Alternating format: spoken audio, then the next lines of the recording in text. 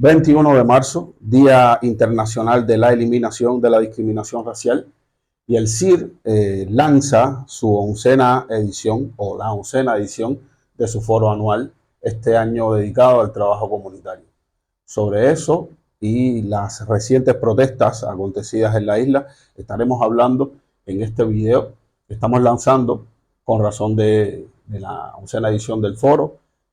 Manuel, 16, 17, 18 y hasta donde sabemos 19 también han acontecido protestas en la isla. Sabemos la situación vulnerable que hay en el país, sobre todo en comunidades a lo largo y ancho del país. ¿Qué comentarios nos tienes sobre esto? ¿Cuál es tu perspectiva desde una visión política de este asunto? Bueno, mira, lo primero, gracias por invitarme acá de nuevo a este foro y a este podcast. Yo creo que lo primero que se me ocurre es congratular al Comité Ciudadano de Integración Racial.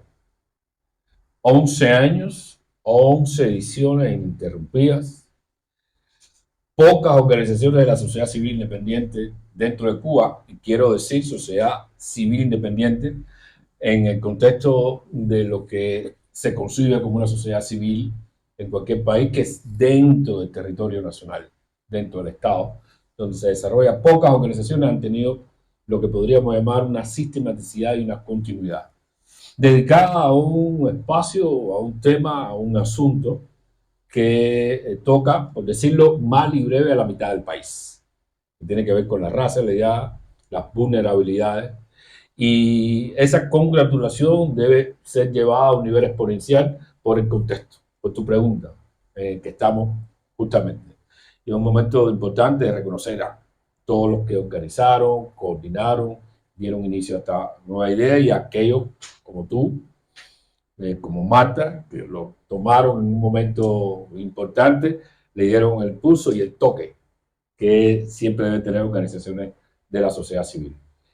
En un contexto justo en el que, básicamente, proviniendo de las comunidades más vulnerables, proviniendo de los sectores marginados, desafortunadamente con una conformación racial a lo largo y ancho del país, pues han venido expresando un malestar profundo, aunque no lo digan con estas palabras, pero un malestar profundo con este proyecto de nación inconcluso que tenemos hoy en Cuba. Y este foro dedicado justamente a las comunidades vulnerables encaja justamente con lo que está ocurriendo y lo que ha ocurrido desde el día 15 de marzo, 16, 17, 18. De alguna manera ha continuado con pocos ecos en los días sucesivos a estas fechas significativas, y creo que vale bien la pena dedicar con mucha más fuerza, mucho más rigor, este espacio de conversación a esa gente, a esos ciudadanos, a esas personas, fundamentalmente mujeres, racializadas en muchos casos, que de alguna manera están expresando las carencias, las profundidades miserables de una nación que no les ha dado el espacio, no les ha atendido las condiciones y las circunstancias que necesitan ellas para su vida, para sus hijos y para su familia. Fíjate que vienen fundamentalmente del oriente del país, y eso tiene una fuerza. Totalmente. Clave. Nosotros desde CIR y Di.Verso hemos venido denunciando desde hace mucho tiempo, ¿no? Principalmente la situación de los afrodescendientes en estos enclaves comunitarios, pero también la situación de vulnerabilidad y la diferenciación que hay entre una comunidad o un barrio popular, digamos, en La Habana, y otro ubicado en provincia y al oriente del país. Porque hemos visto a lo largo de todos estos años de trabajo, el trato diferenciado, para mal, obviamente, que le da el Estado a esas personas que vienen emigrando del oriente del país hacia La Habana y que están no solamente estigmatizadas, también están en una situación de ilegalidad.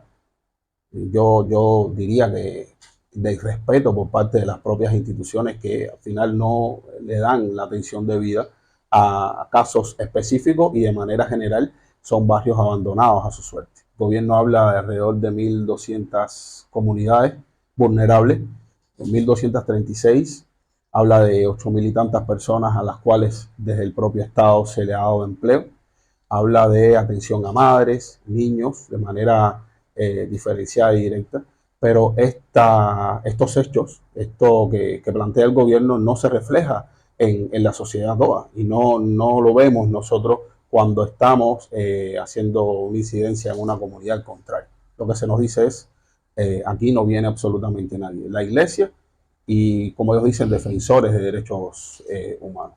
Y recientemente hablábamos sobre el tema, ¿no? Cómo se articula esta protesta, porque creo que estas protestas que han acontecido, lo hablábamos ahorita, tienen una característica fundamental, y es que nacen en poblados que tienen un sentido comunitario, digamos, fuerte, donde todo el mundo se conoce, comparten cultura, etcétera.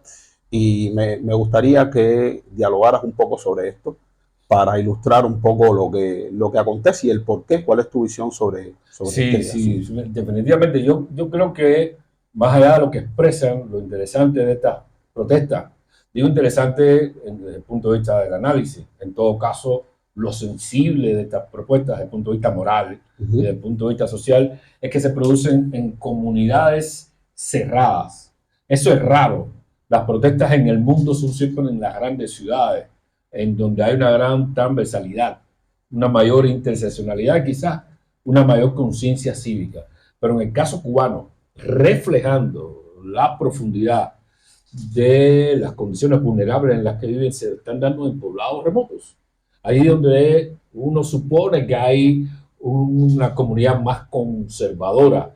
Y esto es muy importante, según el relato, mal contado históricamente, pero según el relato del gobierno, allí en esas comunidades donde la revolución puso mucho más énfasis y mucho más esfuerzo por sacar a la gente de la pobreza y de la miseria. La famosa deuda. La famosa deuda social. Y mencionabas tú alrededor de 1.236 comunidades vulnerables reconocidas por el Estado. La pregunta es, ¿cuáles son los criterios que tiene el Estado para determinar que son solo 1.236 comunidades vulnerables en Cuba? Yo creo que son muchos más, en realidad. Yo te diría que en La Habana, que supone también un caso de estudio tremendo, porque aquí tú puedes estudiar comunidades marginadas de personas que vienen de Guantánamo, comunidades marginadas de personas que vienen de Santiago de Cuba, comunidades marginadas de personas que vienen de Camagüey.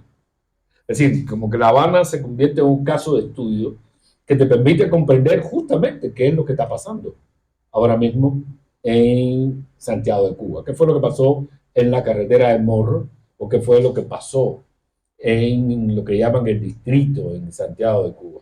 Porque estas personas, digamos, estos ciudadanos que vienen y emigran a La Habana, vienen huyendo de condiciones terribles en las que están viviendo, tratando de superarse acá, de crear un entorno, de crear un espacio, justamente por el escándalo social de las condiciones de vida en las que están viviendo ahí.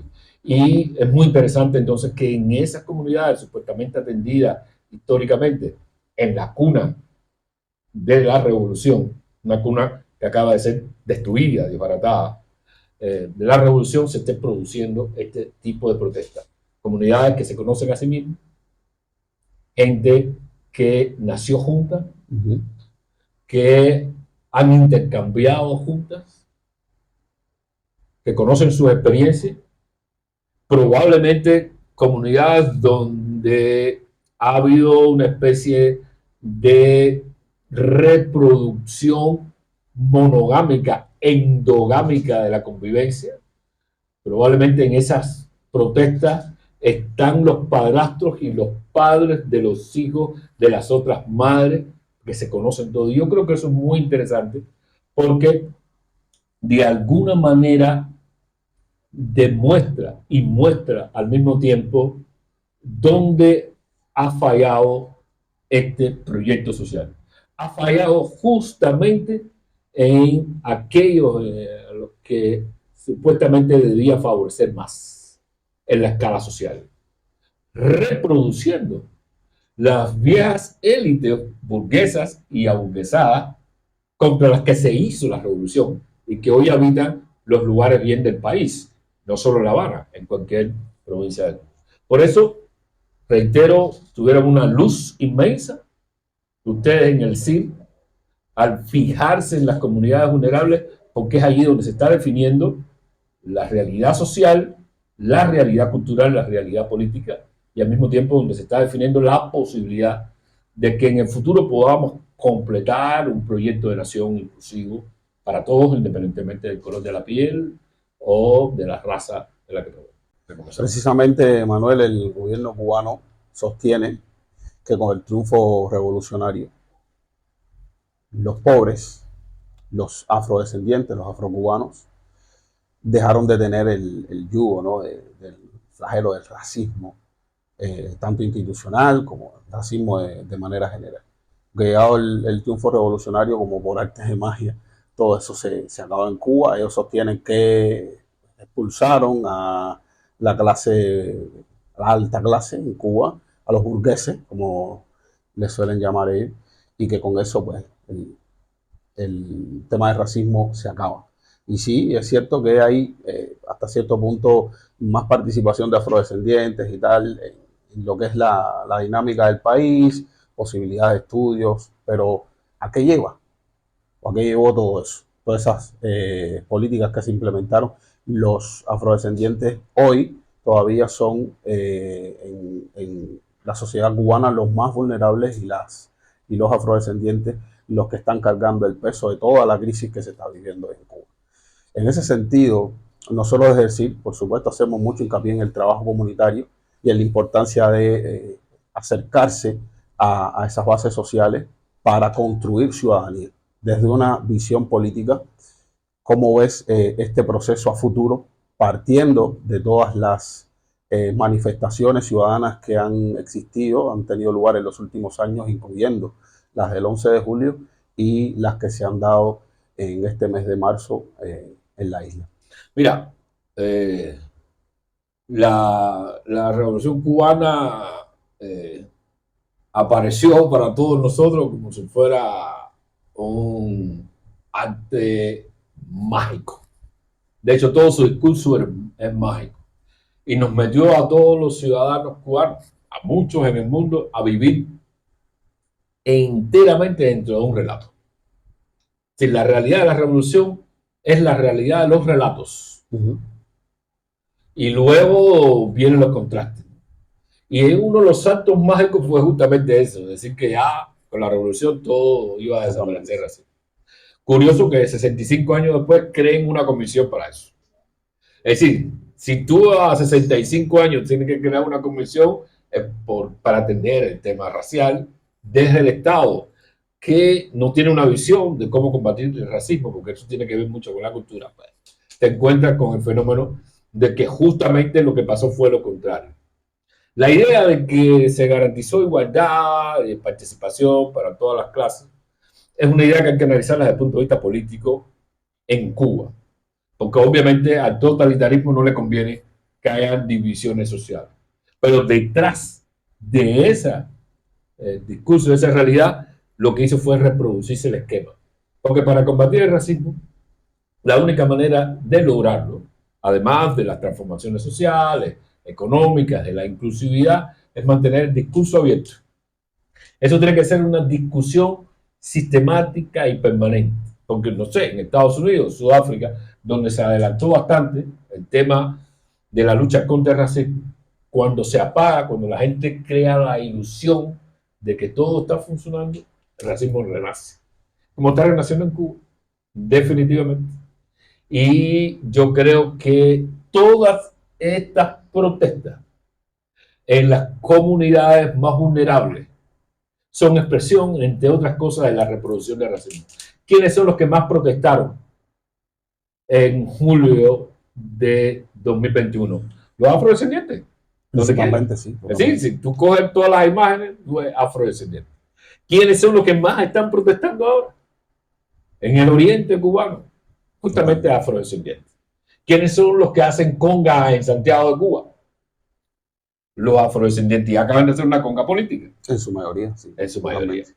Entonces, el desafío, el CID tiene mucho que aportar en esa dirección. El desafío político es convertir la protesta en alternativa, que ya es algo más complicado, porque requiere mucha articulación ciudadana. Por eso hay que darle mucha visibilidad a las propuestas que se están haciendo desde Cuba en ese sentido, para tratar de reconducir la rabia. Esto es lo que yo voy a repetir cada vez que hable sobre el tema. Reconducir la rabia y convertirla en una alternativa cívica y de ahí en una alternativa política para hacer una propuesta muy proactiva en que los afrodescendientes aporten los primeros a lo que nosotros llamamos ciudadanía fuerte. Ustedes llaman ciudadanía robusta. Sí, eso de robusto parece mejor porque es algo más completo, ¿no? Pero en todo caso la idea básicamente va por ahí. Sí, totalmente. Te iba a preguntar sobre eso, ¿no? La ciudadanía fuerte, que es esa noción de empoderar al ciudadano para que básicamente no le implore o no le pida al gobierno absolutamente nada, sino que salga y exija. Eso es. Que no solo proteste, sino que diga, yo soy la alternativa. Que le diga así al Estado, yo soy la alternativa, ¿no? Yo tengo mi diseño de cómo reconducir la vida de la comunidad, la vida social, la vida política. Tú no sabes para eso. La sociedad cubana está más adelantada que el Estado. En todo, en imaginación, capacidad, inteligencia, discurso. En cualquier comunidad, la gente habla mejor que cualquier funcionario del Estado. Es una de esas cosas que te espantan, pero que al mismo tiempo te encantan, porque tú estás diciendo, mira, la sociedad cubana está preparada para eso. Y en ese sentido, yo creo que por ahí va lo de la ciudadanía fuerte y los afrodescendientes pueden aportar mucho a eso. Proactivos, dinámicos, propositivos. Yo propongo lo que yo creo mejor para mi familia. Mi rabia la paso por el yoga, la paso por el chanti y la convierto en una acción ciudadana cívica con una propuesta clara y concreta, articulado con los demás y sin insultar, sin violencia. Totalmente. Para que por ahí camine mejor el proyecto de futuro que necesitamos. Me llamó mucho la atención en las protestas que, valga la redundancia, fueron protestas pacíficas, extremadamente pacíficas. Yo tenía un miedo tremendo, ¿sabes? Sí. Con lo que yo vi Santiago en la calle, ay, mamá, sí. Esto se va a poner malo. Quizás el prejuicio. Y demostraron un civismo inmenso. Y hablábamos sobre eso.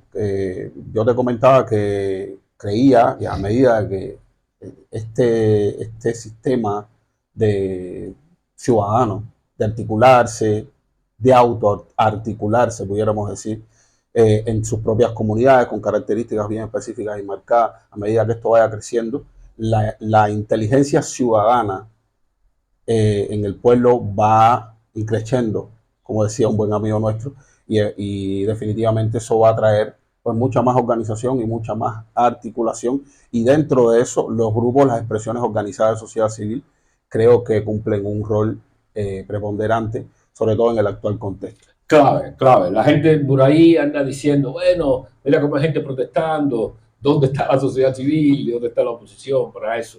Y sin darse cuenta, quizás en buena fe en muchos casos, sin darse cuenta que una cosa es la expresión del malestar, el malestar país en el que vivimos. Uh-huh. Vivimos en un malestar dentro de un país.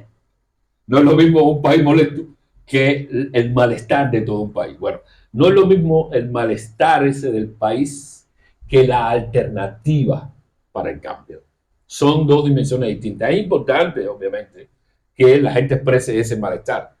Es fundamental que lo haga pacíficamente, como para mi asombro, lo tengo que decir con claridad, sucedió ahora en el oriente del país, en Bayamo, Santiago de Cuba, en el Cobre. Ver a esa gente pacífica allí, gente con rabia, descalzo y verlos con un civismo elegante, a pesar de que no estaban bien vestidos, pero con un civismo elegante. Mira, eso es maravilloso. Y eso, esa molestia expresada, hay que convertirla ahora en una alternativa. Y para eso el trabajo organizado, organizativo de la sociedad civil es clave para ofrecer esa alternativa. Estamos trabajando en eso, pero bueno, mucha gente lo hace al mismo tiempo.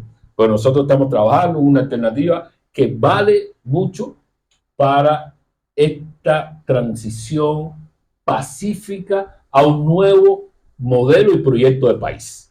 Por eso trabajamos de la ley a la ley. De la ley presente, me decía un vecino, Cuesta, explícame un poco eso, porque la ley aquí, bueno, yo le decía, de la ley presente a la ley del futuro. De eso se trata, para garantizar que esa transición sea pacífica, porque es la única manera de que no te vayan a robar después del cambio.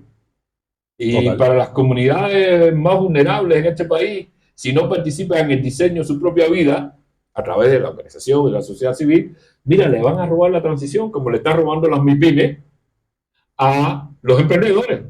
Gente con una mentalidad puramente comercial, sin mentalidad productiva, son los que se están apropiando de los espacios que genera la mediana y la pequeña empresa.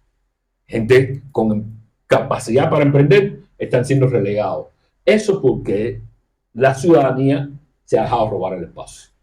Y en este sentido, las comunidades vulnerables tienen que ser las protagonistas de su propio diseño, de su propia visión en cada comunidad. Aquí para Santiago y hablar con ellos, después que estén molestos, Sí, después que canalicen su rabia, hoy vamos a sentarnos y vamos a conversar fríamente aquí para ver cómo podemos lograr en este nuevo proyecto de nación. Esto es lo que merece Cuba, un nuevo proyecto de nación, y ahí las y los afrodescendientes, yo lo digo con fuerza porque hay muchos amigos que dicen, no, negras y negros, no, las y los afrodescendientes, y esa conversación podemos tenerla después, tienen mucho que aportar. totalmente, Manuel. Agradecidos por tus aportes, siempre dispuesto y presente en todas las actividades e iniciativas del Comité Ciudadano por la Integración Racial desde el principio. Eso creo que es válido acotarlo.